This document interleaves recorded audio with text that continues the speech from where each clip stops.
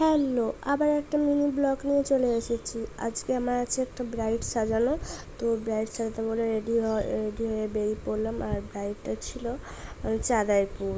তো আমরা 2:30টার দিকে বেরিয়ে পড়েছিলাম। আর এখানে জ্যোতিরামের এখানে রেলগেটে আমরা আটকে গেছি প্রায় তোমার 20 মিনিট মতো।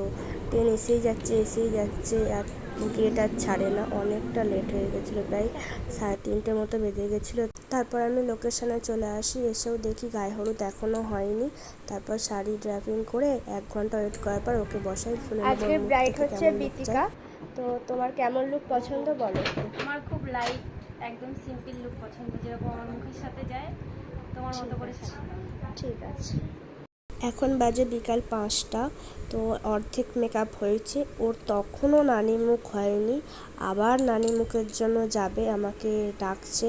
এখানে ওকে বলছে যে ছেড়ে দিতে কিছুক্ষণের জন্য, আবার আধ ঘন্টার জন্য আবার ছেড়ে দিই। তখন 5:30টার সময় বাজে, তখনও এলো।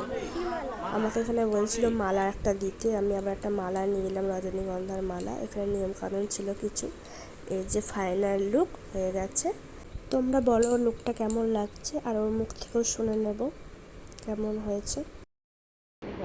বলো বিতিকা, তোমার কেমন লাগলো লুকটা? পছন্দ হয়েছে? খুবই পছন্দ হয়েছে, একদম আমার মনের মতোই হয়েছে মনের মতো? চেয়েছিলাম তেমনটা হয়েছে।